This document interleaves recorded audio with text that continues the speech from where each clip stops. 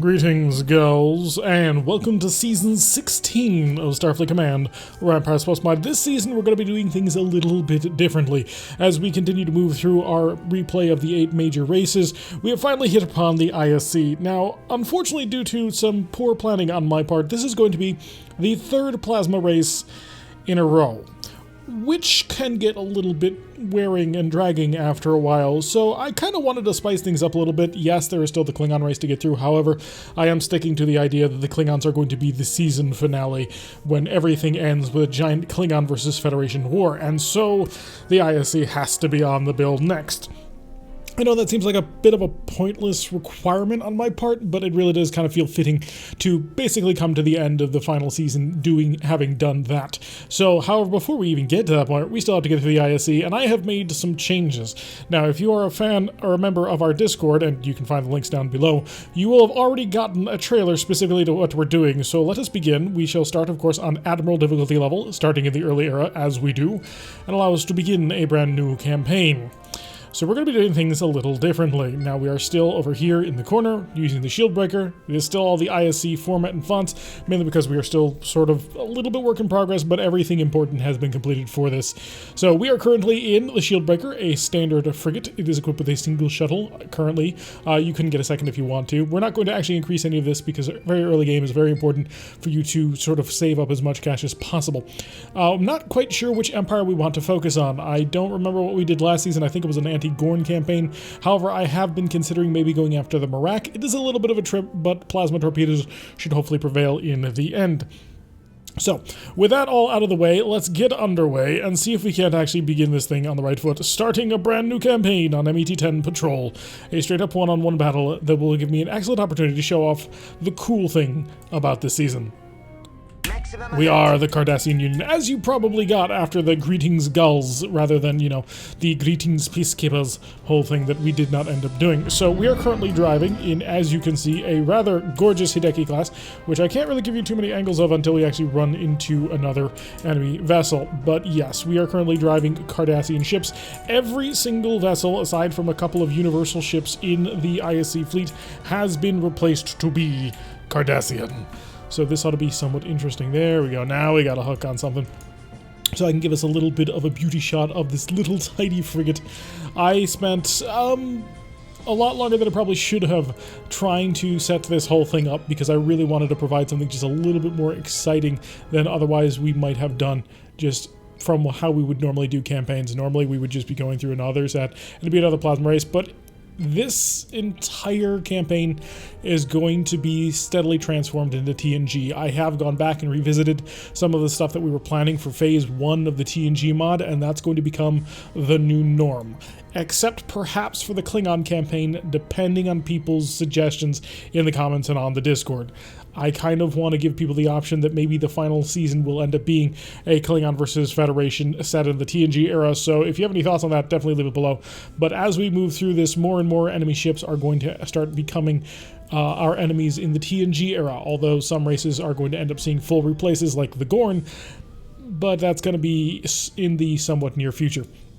So, now that we've sort of chatted about that, we know that our speed is about 12 maximum, and we also know that being a Cardassian vessel, we have a very forward-heavy armament. We have 4 Phaser 1s, which on a frigate our size is actually pretty good when combined with 2 Plasma Fs, which have gigantic arcs. However, all of our weaponry fires straight on forward. It is a little bit of a weakness, not a tremendous one, but something to definitely keep in mind. If the enemy does manage to get behind you, especially if, say, you're fighting, say, Klingons, that can be a huge problem. However, fighting Gorn is probably not going to be the most tremendous weakness ever. I'm actually going to pick up as much speed as I can get because we are fighting a Gorn frigate. This Gorn frigate is equipped also with plasma torpedoes, and so we're going to have to unfortunately fight our way through that. It's only a single plasma torpedo. It is an F. I thought for a moment it might have been G, but we're lucky on that. And he'll fire from beyond effective range. We'll turn away and just burn away from it. And that'll keep us perfectly safe, and then we're going to turn right back on in and hit him. Now, we did have to reveal our very weak rear shield, but that's okay. ISC rear shields are a little bit better protected than most other races, kind of on par with the Federation in terms of how much actual defense you can get off of one of them. I'm going to see if I can't throw in a point defense tractor in time, although the angle on this is not going to be kind to me, but I am going to see if I can't nail it in time. How's the tractor? Tractor's good? Good, just outside of self-detonation range. So, one good plasma torpedo, all plasma torpedoes fire. I forgot I had them set to separate groups. So, pretty significant hit on that one. We're going to now let him go and run away, because we need a little bit of time to sort of reset and re-prepare for another engagement. Phaser capacitor is fully recharging as fast as we go. We've already knocked out one of his phasers, which is a great position to be in. The Gorn only have 3, or actually no, we knocked out 2 phasers, it looks like. He had to repair this one and then this one. So we'll take a couple of hits on our aft shields. However, we really don't want to do that too many times. He is going to have another plasma torpedo ready to go before our 2 plasma torpedoes are ready to counterattack.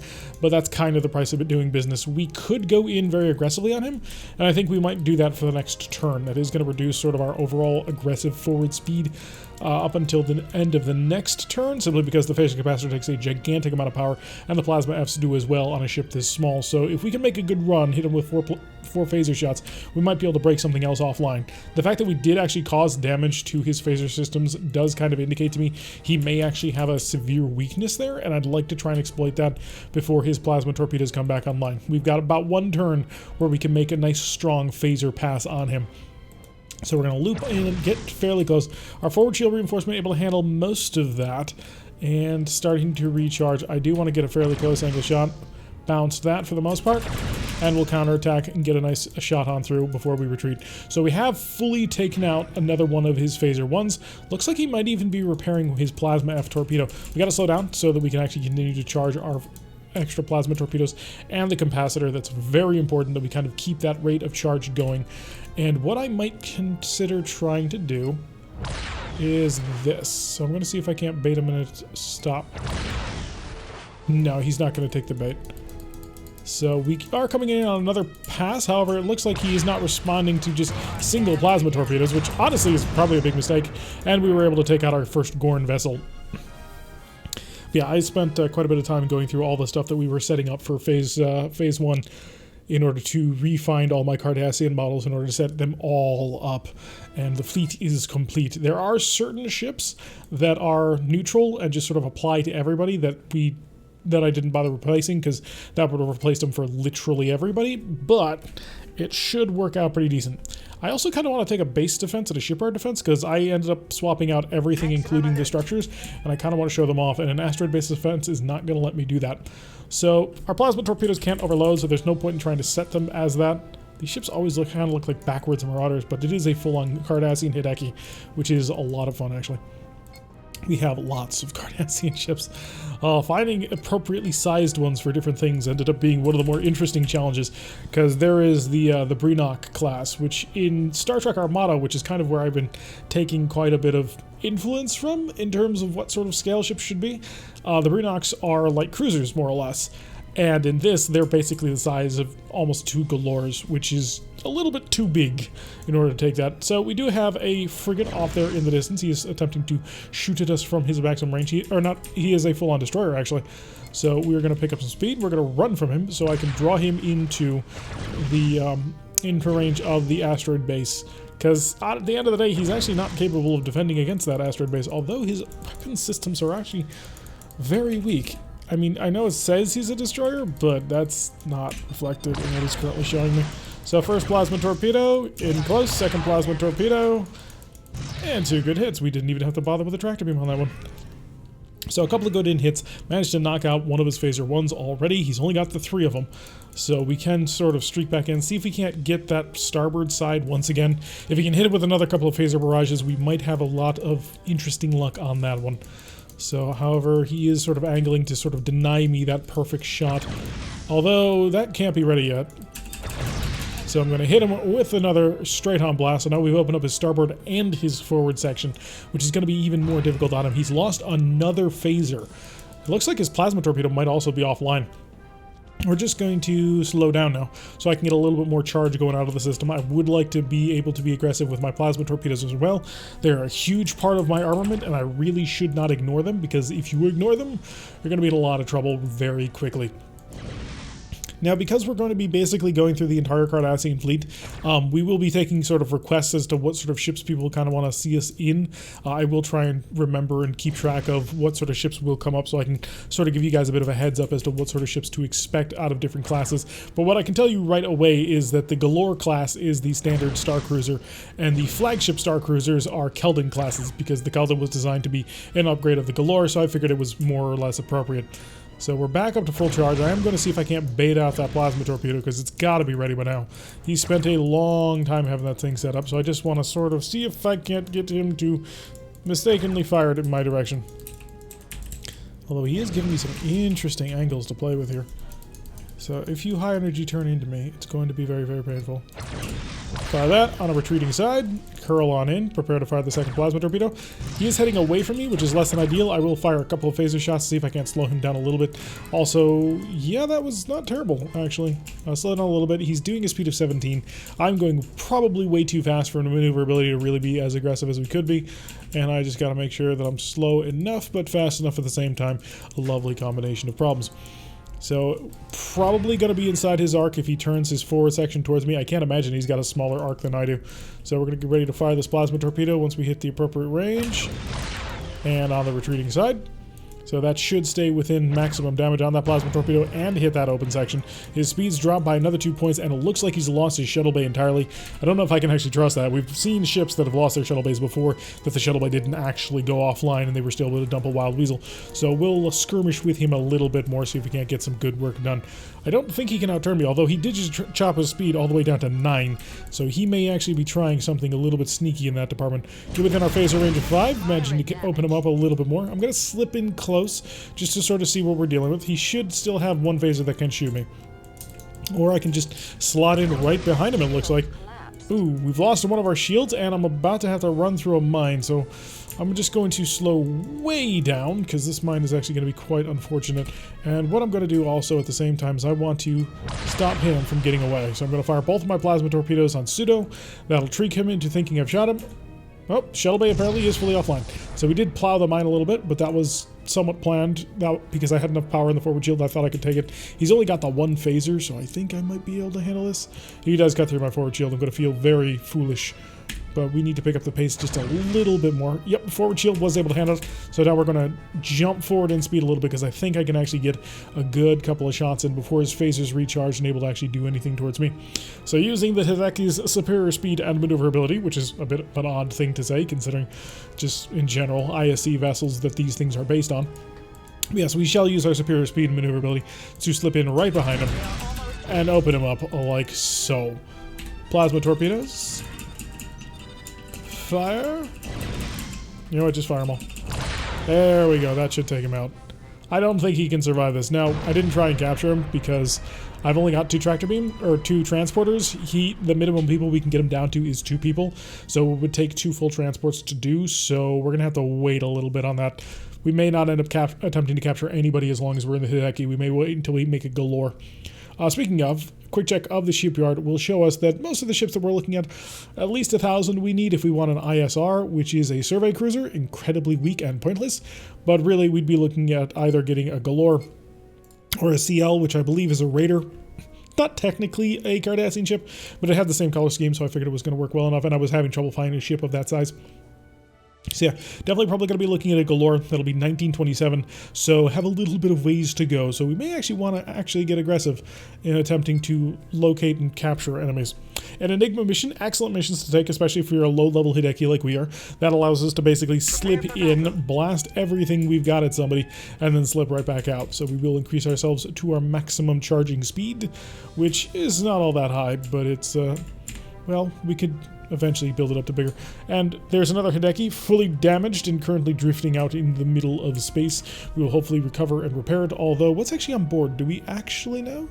It has dilithium crystals to be taken. So, well, it's a bit unfortunate that your ship kind of shut down out here, but really the important thing is the material on board. There's a freighter off in the distance, a Gorn freighter, could even be a Q ship. Fleet screen tells me it's an FLRG, which is a light freighter or large freighter or something like that. So I do not anticipate a significant number of heavy weapons on board. We should be able to annihilate him without too much trouble. Also managing to leap on forward at quite a bit of speed now that our phaser capacitor is fully charged. Not quite at full power and speed, but we'll be able to do that as soon as we finish charging up all other things. Prepare the transporter and come over here. Your dilithium crystals are mine. Target the enemy freighter and prepare a tractor beam. So slow down a little bit. So we need to make sure that we don't go too fast and end up not charging our plasma torpedoes. Yeah, he's got basically nothing. I may try and grab him just to see what ends up happening. So range it. There we go. Both plasma torpedoes. Oh, I forgot I have this thing set up so the plasma torpedoes fire independently of each other. Well, that was a little bit faster than I anticipated. I suppose I should have anticipated, but that works out to our favor. It gets us another quick mission to the bank, which allows us to push forward. Might even get us, hopefully sometime soon, we'll be able to grab ourselves a promotion. That'll give us a nice little influx of prestige, and that'll allow us to hopefully get into a galore a little bit quicker. So unfortunately, the Hideki could not be saved, and, you know, we managed to recover his dilithium crystals in time, which seems befittingly Cardassian. No need to save the actual people. The vessel was mostly dead anyway. But then again, Cardassians do value family, so maybe we should have tried to save the ship.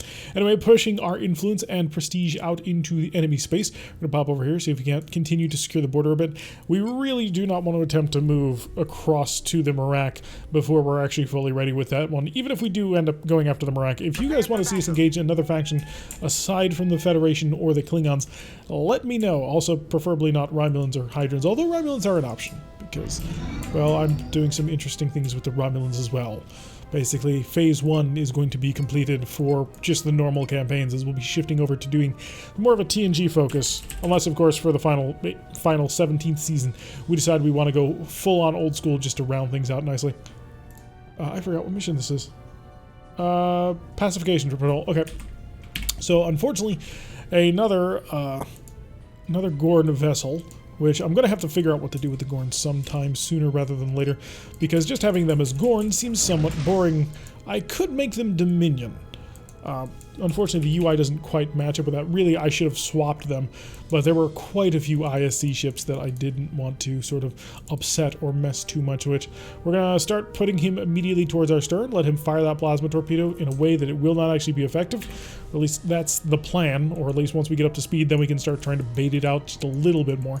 We are still generating a couple of points of defense. I can actually just throw a plasma torpedo in his face, and he will fly right on into it. So if I can just get this turret a little bit tighter. Come on, shoot me. No, come on, fire that plasma torpedo. Fire that plasma torpedo so I can be nice and aggressive. Slowing down. I'm going to slow down a little bit, but I'm still trying to bait out that torpedo. Well, more than a little bit. I'm going to swap over. We're going to reinforce the starboard rear shield. Curl on in. What I could do is a full-on hard turn. That would put me at a very, very close angle. But we're going to do it, because I want to be able to start getting a little bit of damage onto this guy, and the only way we're going to do that is if we cut this corner short by doing something crazy. Prepare the next plasma torpedo. And another plasma torpedo, so that's 2 good hits on through. At full damage, we can start to slow down so we can start actually getting some charging going on. Switch the shield defense back onto the forward. And we're going to try and keep the range nice and long so I can charge all systems. Speaking of, how much power do I have free and available? We have quite a bit, actually, so I'm going to use most of that still, even though, because we haven't actually used our phasers yet. And we have a fairly good phaser arc. We've got 4 phaser ones, which deal a pretty significant amount of damage, especially at our level. So the ability to just target somebody with them and nail them hard to the wall is pretty effective. Able to cruise at a speed of about 27 as long as we're just charging the plasma torpedoes, so that's pretty good. We'll be able to probably make another easy pass and run on him. Just quick streaking passes, because we really we don't brawl well. We do jousting attacks because we have no aft firing weaponry. He had to immediately slow down because of that shot, so that's going to give us a little bit of opportunity to extend the range out before we come back on in. Now, he still hasn't fired his plasma torpedo, which is not the worst thing in the world, although we would prefer to have it expended so that we don't have to worry about it. Probably shouldn't bait him in a little bit closer, that way I can now turn in. Alright, so now we're going to roll back on in on him, utilize our high speed and aggressive positioning. We'll go back up to a speed of 31 so we can slip away should the need arise. He hasn't been responding to single plasma torpedo strikes, which I personally consider to be a major mistake on his part. And keep him on the frontal half, keep him on the frontal half. And another shot. And we'll slip on through. We can reduce our speed a little bit because, once again, we need to actually charge the plasma torpedoes on board, which means I can go to a speed of 27, I believe. And that'll keep us at high speed. He's down to a speed of 13, but he has just pumped it back up in power. So he's lost one of those phases completely. It looks like his plasma F took a pretty serious hit, although it may just be stunned.